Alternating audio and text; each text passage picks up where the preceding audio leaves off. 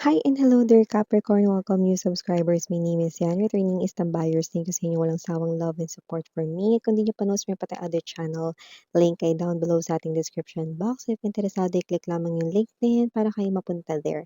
At araw-araw ay nag-upload tayo ng collective readings for all signs doon. At yun nga natin, gender dito, babae, lalaki, LGBT, lahat ay welcome. Pwede rin pong i-switch ang mga roles dahil possible magkapalit-palit yarn kasi general reading po ito. And at the end of the day, lahat ay may free will if you want to claim the messages or gawin itong guidance ninyo or hindi. Cross-watchers dito ni Capricorn, welcome ka rin. May Capricorn placements sa natal/birth chart, welcome din kayo. So for today, alamin natin ang mga October 2025 messages mo, Capricorn. So, let's go ahead and check these messages. Archangel Michael, thank you so much, angel guides. Can we get messages right here for Capricorn's October 2025 messages, please? What this Capricorn needs to know. Thank you so much, Archangel Michael, angel guides, para sa inyong presence. Can we get messages for Capricorn, please? What this Capricorn needs to know for October 2025.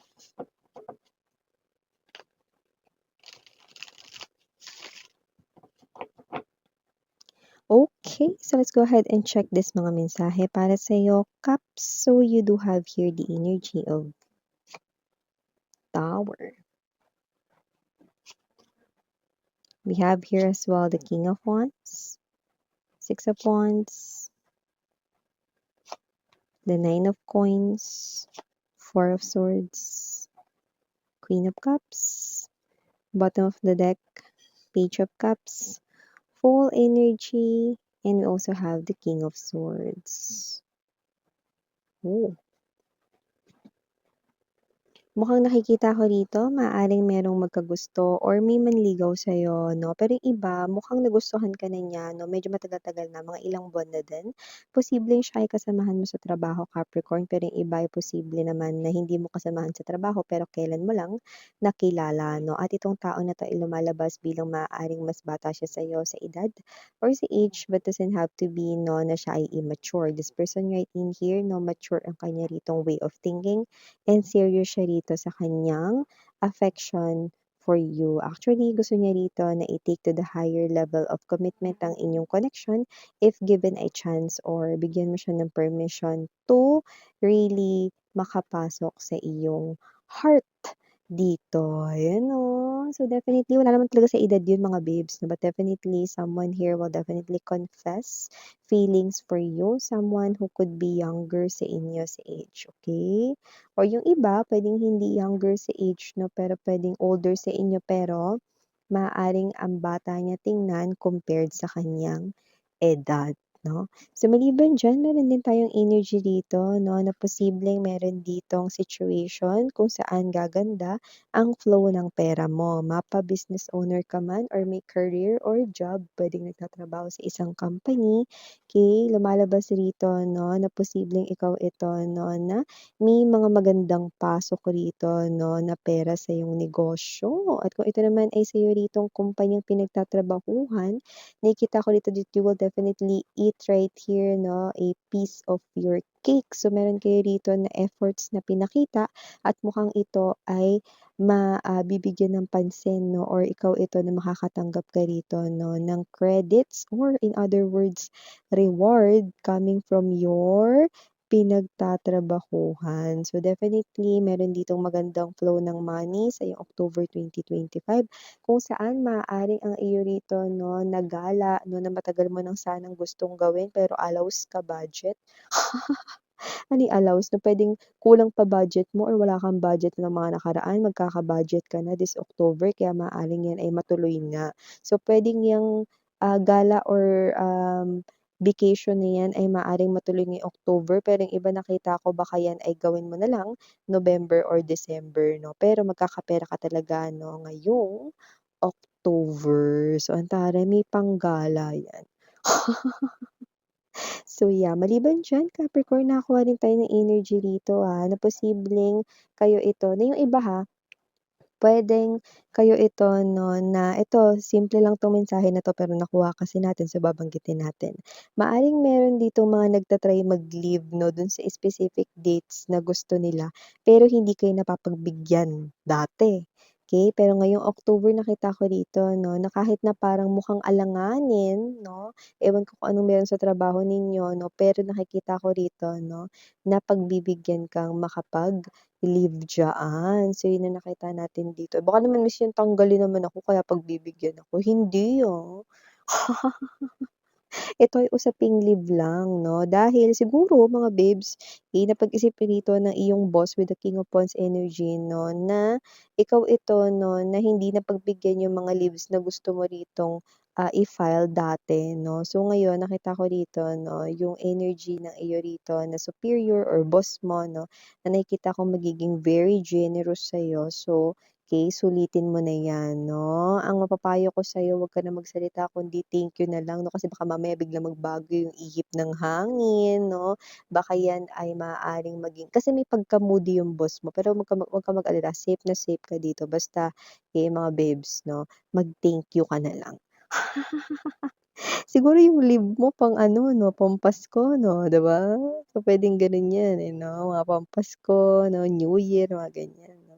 Okey, so nakikita kong pagbibigyan ka diyan. So, maliban diyan, sa mensahe na 'yan 'no, na hindi pang-lahat 'no, meron ditong mensahe rin with the Four of Swords energy.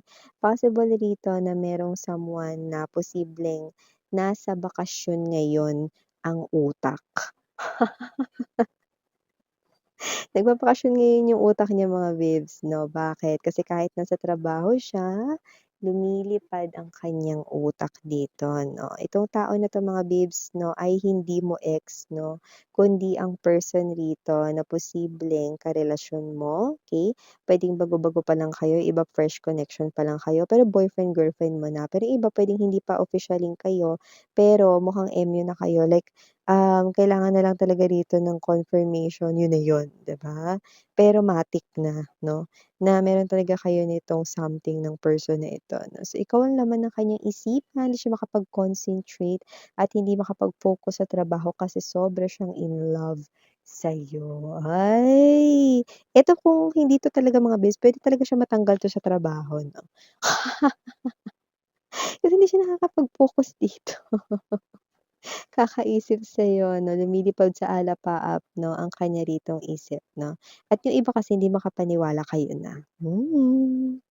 Pero yung iba, puwedeng matagal na kayo 'no, pero love na love ka talaga ni person mo, iniisip ka niya. Yung iba baka 24/7 pa nga. So maliban diyan mga babes, meron din ditong lumilibas, lumalabas 'no, that with the Six of Wands energy, ito ay success story. Nakikita kita dito na excited kang i-share sa iyong mga friends dito ang success story mo. At kung ano man ito puwedeng may kinalaman 'yan sa love life mo 'no. Maaaring magulat ang iba dahil very unexpected ang love life mo, lalo na kung ikaw ay single 'no. Tapos magugulat sila rito meron ka ng bago. Nakikita natin dito bagong pag-ibig, 'di ba? At yung iba naman dito walang kinalaman sa love life 'yan. Possible na kaya magugulat ang mga friends mo dito sa success story mo 'no, kasi maaaring meron sila ditong naririnig palagi na kinukuwento mo. Puwedeng pangarap 'yun na parang pagka ano, papagawa ko nga yung ganito, ay pagka ano, bibili ko ng bahay namin, ay pagka ano, bibili ako ng sasakyan 'no. Parang naririnig lang nila yun lagi dati sa'yo, sa bibig mo, pero yung next mong ikukuwento meron na, like jajan! Andiyan na sa labas yung dream car ko, grabe hindi ako makapaniwala, gano'ng klase ng energy. So, nakikita ko dito that your friends will be happy dito sa success story na ikukuwento mo rito 'no. So, nakikita ko rito 'no, na kung ano man yang bagay na yan, pinaghirapan mo rin naman talaga rito besh, with the Queen of Cups energy. Okey, at hindi ka rin naman tumigil 'no, na yan ay iyong ma-achieve 'no, at makamit dito 'no. At kung ano man 'tong energy na ito, lumalabas rin kasi dito sweetheart 'no, na meron ding energy rito that with the full card energy, possible na meron ka ditong stranger na makilala like let's say 'no, makikilala mo pa lang like totally hindi mo siya kilala ever 'no. So, kung sino man ito wala rin kayo ritong ka-connect na ibang tao na let's say wala siyang kakilala sa mga kakilala mo. So, earth, okay? So definitely a totally brand new individual, no? This stranger is someone right in here, no, na hindi magtatagal sa life mo. Meron lang siyang kailangan rito, no, na purpose na gawin, okay? Kaya kayo mag-meet or magkakakilala dito. But this person will definitely bring the sun in you. Parang mensahero lang siya, tagapagdala rito 'no ng magandang balita or pagpapakita sa'yo rito ng magandang oportunidad with the sun 'no. Dahil sa kanya maaaring gumanda or lumago rito ang pamumuhay mo, 'yan 'no. So, maaaring matulungan ka ng taong ito, 'yun lang talaga yung role niya, ang matulungan ditong gumanda at umunlad ang buhay mo tapos siya rito ay babalik na sa kung saan man siya rito nanggaling. Huwag kayong mag-alala, hindi naman kayo mai-inlove sa kanya at hindi kayo maha-heartbroken 'pag umalis siya 'no. Pero yun nga lang 'no, maaaring malungkot kayo kasi yung tao na yan yung nagdala ng swerte sa buhay mo, okey? Tapos hindi pala siya meant to stay kasi kailangan niya rin talagang umalis, yes 'no. Pero nagawa niya yung kanyang purpose. Yun kasi 'no, messenger kasi siya rito ni universe. That's why hanggang dun lang yung role niya 'no. With the number zero, you could be seeing a lot of number zeros, but definitely zero means new beginning 'no. Kasi nga book 2 na kayo ng inyong chapter sa life. Kaya naman dito sa book 2 na ito mas magiging masagana ang life mo, Capricorn. So yan mga babes 'no. By the way, may iba pang mga mensahe, King of Swords energy. Maaaring ikaw ay maging strikto rito 'no, sa iyong anak kung may anak ka na. Possible kasi na yung anak mo ay posibleng nagkaka-crush na 'no or parang medyo siya ito 'no, na parang medyo, iniisip niya ngayon yung crush niya 'no, na parang to the point na puwedeng hindi siya nakakagawa ng assignment or whatsoever 'no, 'yan. Ayaw mo yun na, pabayaan niya yung kanyang studies 'no. Siyempre mga bata ngayon 'no, medyo mahirap sila talaga 'no na, mapakontrol 'no, lalo na ngayon parang hindi na effective yung palo, 'di ba? Okay, so kung sino man 'tong mga parents na ito 'no, I think magiging mas strikto ka sa'yo rito 'no, na teenager na anak lumalabas dito 'no. Pero gayunpaman 'no, siyempre with proper discipline and also 'no, pangangaral, okay, pasasaan ba 'no at, maga-guide mo rito sa tamang landas ang iyong Junakis 'no. So maliban diyan 'no, with the King of Swords energy nakakuha rin tayo rito 'no ng iba pang message 'no. Possible rito na meron ka ritong i-review, possible mga papers or work related na papers 'no. Puwede ring contracts 'yan 'no or importanteng papers 'no. However, puwedeng 'yan yung mga papers na parang, kailangan rito ng sign mo or lagda 'no, kaya binabasa mong maigi. However, I'm seeing you right in here na mas paiiralin mo ang iyong brain, okay dito sa situation na 'to 'no. And nakikita ko rito 'no na yeah, alam mo mga babes 'no, huwag kayong mahiyang magtanong rito 'pag may hindi kayo naiintindihan like kung ano yung nakasulat dun, puwede kayong magtanong kung sino man yung magbigay sa inyo ng paper, okay? Para alam niyo lahat 'no. Kasi meron akong nakita rito na yung iba kasi gumagamit ng jargon. Jargon kasi tawag sa term 'no, ng kanya-kanyang ano, kunyari sa arts 'no, may jargon kami 'no, and sa mga engineers may jargon din, mga terms na hindi maiintindihan, 'di ba? Pero puwede kayong magtanong 'no, para mas maintindihan ninyo rito. Lalo na kailangan ng mga sign-sign or lagda-lagda, 'yan 'no. So, hindi naman ito something na, "Ay, nakakaba naman 'yan, miss 'yan," 'no. Kasi yung iba, puwedeng yung sa-signan ninyo rito 'no is baka yung permits nilalakad ninyo kasi 'di ba magtatayo kayo ng negosyo, maaaring may gano'n 'no. O yung iba naman sina-signan ninyo kasi baka 'yan yung contract mo 'no, para sa work mo, mga gano'n, okey. So, just take only what resonates. However, kailangan pa rin siyempreng i-review 'no, bago tayo pumirma 'no, dahil importante ang ating pirma mga babes. Alam niyo naman ngayong panahon na ito, 'di ba kailangang maging suregurado. So yeah mga babes, ito yung mga mensahe right here for you, Caps. Thank you so much. Again, I'm Yuriana Oni, sarang hail, love and light. Annyeong.